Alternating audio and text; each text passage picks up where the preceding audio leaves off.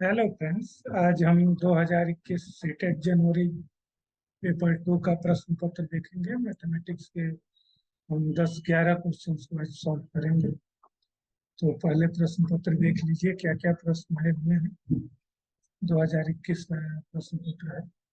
इसको मैंने अपने हिसाब से मतलब प्रश्न पत्र को कॉपी पे उतार के उनको सॉल्व किया हुआ है ताकि आपको काफी आसानी हो।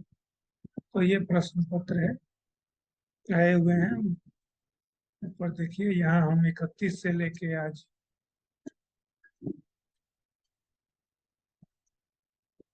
41 तक के प्रश्न पत्र को सॉल्व करेंगे। तो आइए शुरू करते हैं। तो सबसे पहला प्रश्न पत्र का प्रश्न था, अर्थात 21 नंबर प्रश्न था कि 0.139 plus 0.75 plus 2.105 minus 1.001 into 1.1 is equal to 2 - k। Find value of k. तो ये सिंपल सा प्रश्न है, हमें क्या करना है, इन तीनों को सम कर लेना है। तो इन तीनों का हमने सम कर लिया है। उसके बाद इन दोनों को गुना कर लेना है, क्योंकि बोर्ड मास के रूल के हिसाब से गुणा पहले होता है। इन दोनों को गुना कर लिया है। तो इन तीनों का सम आया ये, माइनस में इन दोनों का गुणनफल आया ये, बराबर में 2 - k। तो इनको हमने सम किया तो ये आया। फिर हम इसका साइड चेंज किया, दूसरी तरफ ले गए तो 2 में से इसको माइनस करने पे आया, 2 को इधर ले आए थे तो ये आया 0.107। तो हमारा उत्तर होगा k इजकल टू 0.107। आगे दूसरा प्रश्न देखते हैं। इसमें है कि यदि a बराबर -3/4 और b बराबर 5/6, तो इनमें से कौन सा -3/4 और 5/6 के बीच में नहीं आएगा। तो इसमें हमारा दिया हुआ है, a का वैल्यू दिया हुआ है -3/4, b का दिया हुआ है -5/6। तो इसको हम दो तरीके से सॉल्व कर सकते हैं। एक तो हम सिंपल क्या कर सकते हैं, डेसिमल वैल्यू निकाल सकते हैं और देख लेंगे कि चारों ऑप्शन में से कौन सा इसके बीच में होगा, कौन सा बाहर होगा। तो हमारा ए का वैल्यू -3/4, तो इसका वैल्यू आएगा -0.75, और दूसरा बी का 5/6 तो 0.83। तो अब हम विकल्प में देखते हैं तो 0 इसके बीच में होगा या नहीं होगा। तो ये होगा निश्चित रूप से, 0.75 और 0.83 के बीच में है। दूसरा -1/2, तो इसका वैल्यू कितना आएगा, 0.50। तो ये भी -0.75 और प्लस 0.83 के बीच में है। तीसरा 2/5 है, इसका वैल्यू 0.40 माइनस में है, तो ये भी बीच में आएगा। लेकिन यहाँ -7/9 का वैल्यू कितना आएगा, 0.77, जो कि इस रेंज से बाहर, 0.75 से और लेफ्ट साइड में जाएगा। तो इसलिए ये जो ऑप्शन होगा, ऑप्शन 4 जो होगा, ये इनके बीच में नहीं आएगा। इसी प्रश्न को हम संख्या रेखा पर भी देख सकते थे। हम क्या करना है, संख्या रेखा पे दाहिने तरफ पॉजिटिव संख्या होती है, बाएं तरफ नेगेटिव। तो आप आसानी से देख सकते हैं कि कौन सा संख्या बीच में आएगा और कौन सा बाहर है। तीसरा प्रश्न है हमारा कि 1.7 गुना 10⁻4 और 12.5 गुना 10⁻−6 के गुणनफल को मानक रूप में k इंटू 10⁻n के रूप में लिखा गया है। तो हमें 2k प्लस n का वैल्यू निकालना। तो सिंपल प्रश्न कह रहा है कि इनका गुणनफल, तो हमने इनके गुणनफल को बराबर में k इंटू 10⁻n रख दिया। अब 1.7 इंटू 12.5 का गुणनफल आ गया 21.25। 10⁻4 इंटू 10⁻−6 का गुणनफल 10⁻−2 आएगा, क्योंकि गुणा में पावर प्लस हो जाता है। तो 4 + -6 प्लस माइनस माइनस 4 - 6 2 10⁻−। अब यहाँ हमें ध्यान रखना है कि मानक रूप में हम डेसिमल के एक अंक बाद का ही लेते हैं।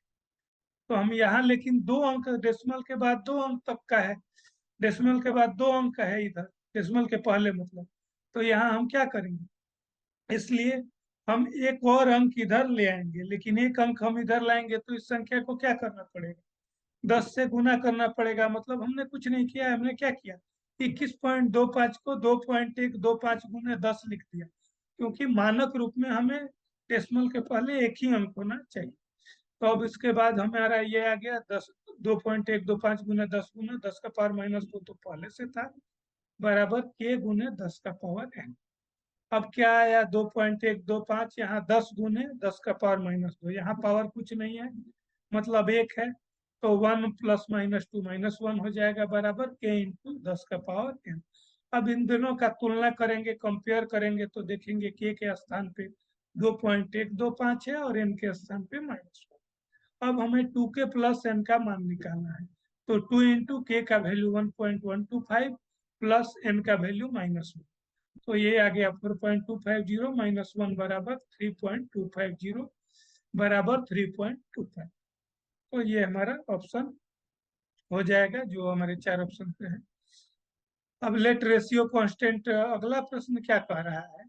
अगला प्रश्न कह रहा है कि दो संख्याओं का अनुपात जो है 3:5 है। देखिए 34 नंबर क्वेश्चन क्या कह रहा है, देखिए 34 नंबर क्वेश्चन कह रहा है कि दो संख्याओं का अनुपात 3:5 है। यदि प्रत्येक संख्या में 12 जोड़ा जाए तो यह अनुपात 5:7 हो जाता है। तो दी गई दोनों संख्याओं का योग बताना है। तो सिंपल संख्याओं का अनुपात दिया हुआ है, तो हम अनुपात रेशियो कांस्टेंट को क्या मान लेंगे? रेशियो कांस्टेंट को हम मान लेंगे x। तो पहली संख्या 3x हो जाएगी, दूसरी संख्या 5x। अब प्रश्न क्या कह रहा है कि 3x + 12, पहली जो संख्या है उसमें भी 12 जोड़ते हैं, दूसरी संख्या में भी 12 जोड़ते हैं, तब हमारा अनुपात 5:7 अर्थात 5/7 हो जाएगा। अब सिंपल इक्वेशन है, क्रॉस मल्टीप्लाई करना है। 7 × 21x + 84 बराबर 25x + 60। 25x को इस साइड लाएंगे, 21 - 25 4x = 24, तो x आ गया 6। तो पहली संख्या 3x है, 3 × 6 18, दूसरी संख्या 5x है, तो 5 × 6 30। तो योग आ गया 30 + 18 = 48। अब देखिए इस प्रश्न को हम काफी आसानी से थोड़ा दिमाग लगाते तो बिना कुछ किए भी कर सकते हैं। हमारे प्रश्न में क्या पूछा गया है, देखिए कह रहा है जो फाइनल उत्तर हमें बताना है। कह रहा है कि फाइनल में क्या है, जो संख्या है 12 जोड़ने के बाद संख्या का अनुपात 5:7 हो जाता है। तो इनका योग कितना होगा? 5 और 7 12। कोई ऐसा ही संख्या होगा जो 12 का गुणज। तो यहाँ 12 के गुणा वाला एकमात्र संख्या क्या है? 48 है, और बाकी कोई संख्या 12 के पहाड़े में टेबल में नहीं आता है, तो इसलिए ऑप्शन 3 हो। अब हमारा अगला प्रश्न क्या है? 35वां प्रश्न है, किसी वस्तु का अंकित मूल्य है 840। यह एक दुकानदार इस वस्तु को अंकित मूल्य पर 15% छूट देकर बेचता है, मतलब बेचता है 15% छूट देकर, फिर भी उसे 19% लाभ दे होता है। तो वस्तु का क्रय मूल्य बताना है। तो ये सीधा सा प्रश्न है, इसमें दिया हुआ है अंकित मूल्य 840, छूट दिया हुआ है 15%। विक्रय मूल्य का फॉर्मूला होता है अंकित मूल्य × 100 - छूट % बटा 100। तो ये आ जाएगा 840 × 100 - 15 बटा 100, मतलब 840 × 85 बटा 100, ये आएगा 740। विक्रय मूल्य हमने प्राप्त कर लिया। लाभ दिया हुआ है 19%, तो क्रय मूल्य क्या होगा? विक्रय मूल्य × 100 बटा 100 जोड़ लाभ %। तो विक्रय मूल्य 714 × 100 बटा 100 जोड़ लाभ प्रतिशत है 19। फॉर्मूला लगा के हमारा आंसर आ जाएगा 600। अगला प्रश्न हम देखते हैं। अगला प्रश्न क्या है? अगला प्रश्न हमारा लीनियर इक्वेशन है, 5x - 7/3 + 2 = 4x - 3/4 + 4x। तो हमें 8x + 5 का वैल्यू निकालना। तो सिंपल क्वेश्चन है, इसमें हमें ज्यादा कुछ नहीं करना है। सीधे सारे x वाले टर्म को एक साइड हम ले आएंगे, और नंबर जो है उसको दूसरे साइड, प्लस है तो चिन्ह बदल के माइनस हो जाएगा। 3 4 और 1 का इधर एलसीएम लेंगे, 12 आ जाएगा लघुत्तम। 3 चौका 12, 4 में 5 से 20 एक्स, ऐसे 3 चौका 12, 4 सत्ते 28। यहाँ 4 तियाँ 12, 3 चौका 12, यहाँ 4 तियाँ 12, 3 तियाँ 9, लेकिन साइन का ध्यान रखेंगे, माइनस और माइनस प्लस हो जाएगा, तो ये +9 होगा। इस तरह से सॉल्व करने पे आएगा -40x = -19 = -24। तो -40x = -5, तो x = 1/8।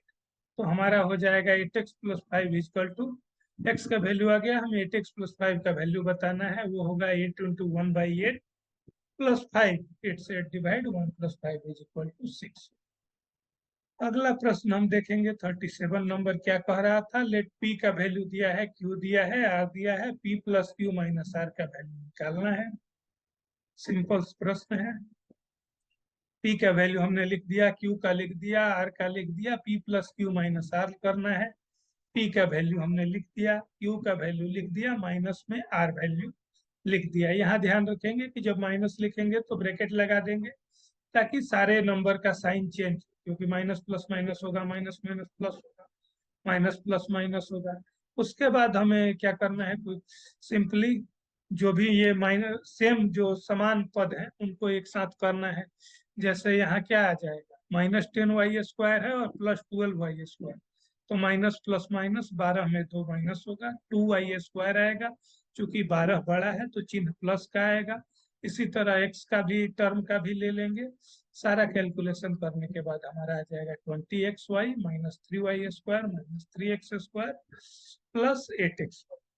ठीक, तो ये हमारा आ जाएगा ऑप्शन 20xy -3x² ऑप्शन 4 हो जाएगा। अगला प्रश्न देखिए। अगला प्रश्न में थोड़ा अलजेब्रा का उपयोग करना है। प्रश्न कह रहा है x⁴ plus x⁴ equal to 322। तो हमें x माइनस 1/x का वैल्यू बताना है। तो हम क्या करेंगे, सिंपली यहाँ वैल्यू दिया हुआ है x का पावर 4 प्लस 1/x का पावर 4 इक्वल टू 322। तो हम यहाँ क्या करेंगे, x माइनस 1/x का मान निकालना है, वो बात कर रहे हैं।